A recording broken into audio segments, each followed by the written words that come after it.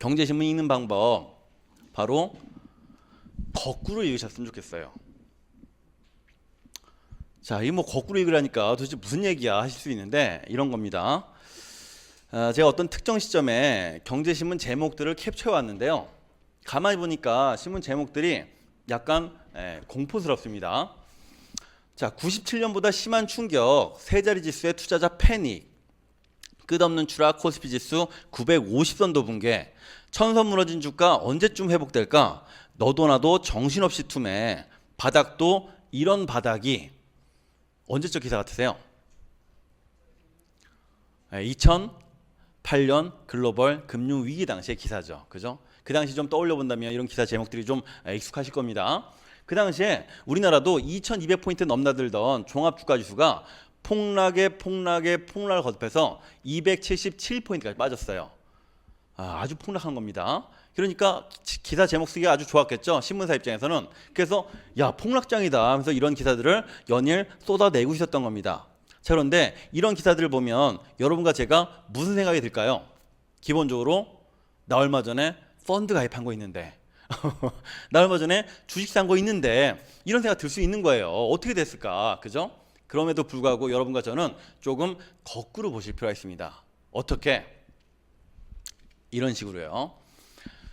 그 당시에요. 2008년 가을에 저런 기사 제목들이 막 쏟아져 나오고 있는데도 불구하고 어떤 포털 사이트에 100년에 한 번 있을 최고의 기회라는 제목의 칼럼이 뜬 거예요. 그랬더니 사람들이 이 뭔 소리야 하면서 이제 클릭을 해본 겁니다. 그래서 클릭을 해서 봤더니 내용이 이런 거였어요. 앨런 그린스펀 전 미국 연방준비제도 이사회 의장이 위기감을 부채질하는 말폭탄을 터뜨려 화제다. 그린스펀 전 의장은 최근에 이번 금융위기가 100년에 한 번 있을 최악의 위기라는 거예요. 무슨 얘기예요? 1929년 대공황 이래로 가장 큰 위기가 터졌다는 얘기예요. 100년에 한 번 있을 최악의 위기가. 그죠? 그런데 이 사람은 뭐라고 매듭을 짓느냐? 그럼에도 불구하고 전 세계의 경기 침체 징후가 뚜렷해지고 있고 부동산 가격도 급락하고 있다.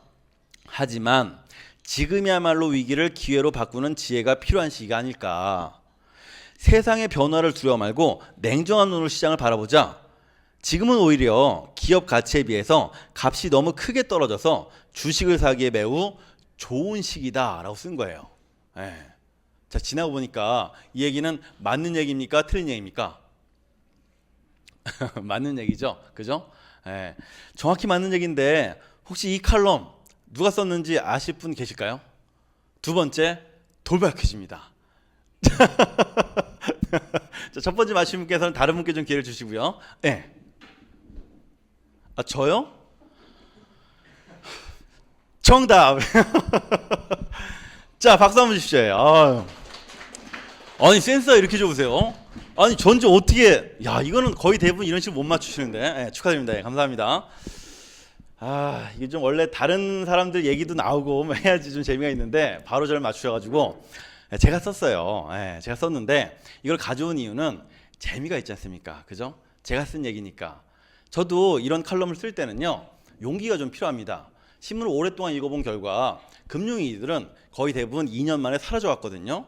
그럼 이번에 큰 최악의 위기라고 하지언정 언젠가 이 위기도 경기가 순환한다는 가정을 해본다면 사라지게 될 텐데 그때쯤 되면 사실은 지금의 이 시기가 투자하기에 가장 좋은 시기가 아니겠느냐, 이 얘기를 지금 역설적으로 설명한 거였거든요.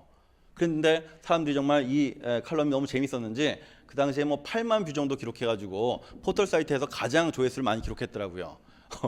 물론 그 당시에 이 칼럼을 읽고 누가 투자했겠습니까마는 이걸 제가 말씀드리는 이유는 신문 보실 때 좀 거꾸로 보실 필요가 있다는 얘기예요. 신문은 여러분과 저를요 극단으로 끌고 가요. 그래야지 재미가 있기 때문에. 그럼 그냥 끌려가는 사람도 있겠지만 반면에 평정심을 유지한 채 이걸 좀 거꾸로 바라보는 시각을 좀 유지할 필요가 있다는 얘기죠. 이런 일들은 앞으로도 계속 발생할 수밖에 없거든요. 예를 들면 2009년 11월 달에 이런 기사가 떴더라고요. 경제 분야 신종플루에 울고 웃고 해가지고 3분기 여행업 매출 1년 새 24.9% 뚝. 무슨 얘기예요? 신종플루가 닥치니까 사람들이 모이질 않으니까 여행도 취소하고 아무도 휴가를 안 가다 보니까 여행업이 상당히 어려워졌다는 얘기를 지금 기사로 내보낸 겁니다. 여러분 혹시 저 당시에 나 신종플루 걸려봤습니다. 혹시 계시겠어요? 걸려보신 분? 아, 나 건강하신 분들만 계시네. 저는 걸렸습니다. 예, 저는 약간 약한가 봐요. 걸려가지고 정말 죽는 줄 알았어요. 여러분 걸려보면요 어떤 느낌이 드냐면요, 누워 있는데 막 고열이 터져요. 머리가 막 터져 나갈 것 같아요. 그런데 절벽에서 계속 떨어지고 있더라고요. 제가 그런 느낌이 실제로 들어요. 그래서 그 당시에 병원에 갔더니 의사가 처방을 해줬는데, 어떤 처방을 해줬냐면 타미플루만 먹으면 낫는다는 거예요. 근데 제가 약간 청개구리 기질이 있어가지고 이상하다. 이렇게 독감이 심한데 이걸 왜 전 세계에서 유일하게 스위스의 로시라는 제약사가 독점 판매하게 만들었을까? 요즘 불길해. 나 그냥 안 먹을래. 안 먹었어요. 근데 와이프가 미쳤냐고 죽으려고 하냐고 난리가 났습니다. 근데 안 먹었더니 정말 죽겠더라고요. 매일같이 그냥 계속 떨어지는 거예요. 예, 그러다가 일주일이 흘렀거든요.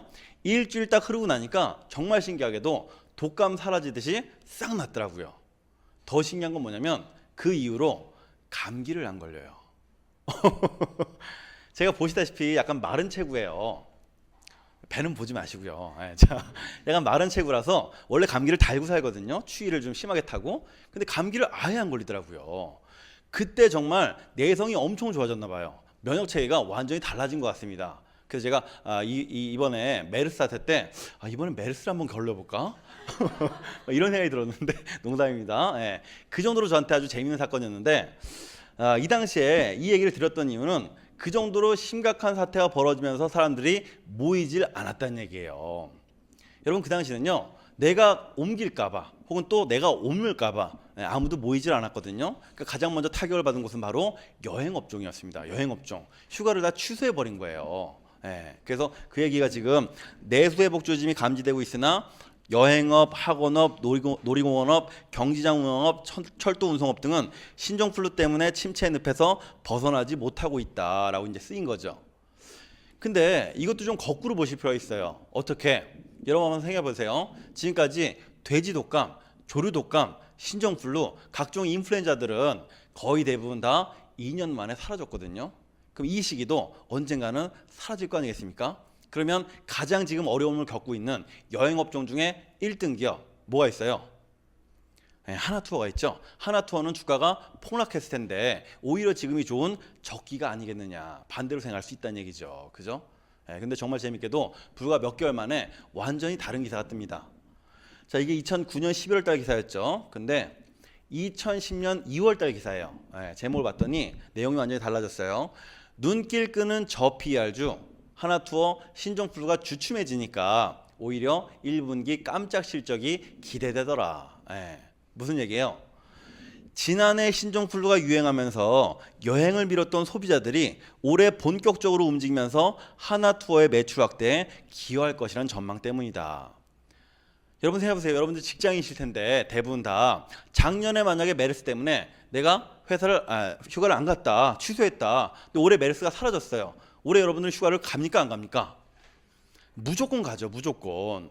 작년에 못 갔던 수요가 한꺼번에 폭발적으로 이루어지는 거예요. 그죠? 그러면서 하나투어의 주가가 완전히 폭락했다가 반등을 넘어서 오히려 회복을 넘어서 반등하는 이런 모습을 띄웠다는 얘기죠. 이런 일들은 계속 반복될 수밖에 없습니다. 심지어 얼마 전엔 또 비슷한 기사가 또 떴죠. 어떻게? 메르스 때. 그죠? 내용이 거의 비슷한 거예요. 메르스 공포의 내수주 흔들, 여행, 항공, 유통주 급락, 그죠? 이런 일들이 계속 반복되는 게 세상의 역사입니다. 그래서 세상은 돌고 돌고 돈다는 얘기가 괜히 나온 게 아니라는 얘기죠, 그죠? 그래서 신문을 보실 때 거기에 휘둘리지 마시고 이걸 내가 좀 어떻게 거꾸로 살펴볼까, 이런 것들을 좀 판단해 보셔야 된다. 그런 측면에서 우리가 주가의 바닥 징후도 신문 지면상에서 판단해 볼 수가 있습니다. 어떤 식으로? 이렇게 가능하다는 얘기죠. 자, 장기 불황 온다는 전망이 퍼지고 애널리스트들의 반성문이 잇따르고, 여러분들 애널리스트들은요 기본적으로 콧대도 높고 연봉도 높기 때문에 반성문 쓸 일이 없어요. 근데 이 사람들이 반성문 쓸 정도다? 정말로 엄청나게 폭락했다는 얘기입니다. 자살, 객장 난동이 벌어지고, 얼마 전에 중국에서 많이 벌어졌죠. 상해 종합주가지수가 6,000포인트 넘나들다가 거의 3,000포인트 밑바닥으로 추락해버리니까 중국의 각종 증권사 지점에서 자살, 객장 난동이 벌어졌거든요. 이쯤 되면 거의 바닥권이구나. 그죠? 재테크 설명에 사람이 모이지 않고 경제나 증권시장을 주제로 100분 토론이 열리고 이런 일들 거의 없습니다. 대부분 다 사회 뉴스, 정치 뉴스가 채우기 마련인데 드라마의 증권으로 깡통찬 이야기가 등장하고 종합일간지 일면에 주가 폭락 기사가 등장한다. 어마어마하게 폭락했다는 얘기예요. 그죠? 종합일간지 일면은 거의 정치면, 사회면이 차지하기 때문에. 그죠? 이런 것들을 감안할 때, 야, 내가 책상 머리에 붙어 앉아서 신문을 넘기는 것만으로도 많은 징후들을 포착할 수 있구나. 그럼 반면에 천장 징후도 알 수 있을까? 천장 징후도 알 수 있습니다. 줄을 서서 펀드에 가입한다. 신규 펀드 숫자가 급격히 늘어난다. 재테크 책이 인기다. 서점의 재테크 코너에 책이 넘친다. 2007년도 그 당시에는요.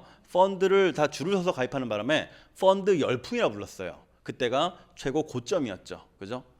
신규 펀드 숫자가 급격히 늘어난다. 그 당시에 펀드 숫자가 거의 10,000개 가까이 됐거든요. 어마어마하게 늘어났죠. 재테크 책이 인기고 베스트셀러도 다 재테크고 곧 몇 포인트까지 날아간다는 얘기가 정설로 회자되고 직원보다 고객이 더 똑똑해진다. 너무 관심이 많으니까. 그죠? 강연, 세미나 등에 사람들이 꽉 찬다. 이런 것들을 볼 때 내가 그냥 집에서 신문 넘기는 것만으로도 지금이 바닥권인지 천장권인지 알 수 있다는 얘기죠. 그죠? 그래서 거꾸로 좀 보실 필요가 있다 말씀드렸고요. 자, 그러면 실제로 이제 이런 징후들을 어떻게 포착해야 되는지 말씀을 드려볼게요.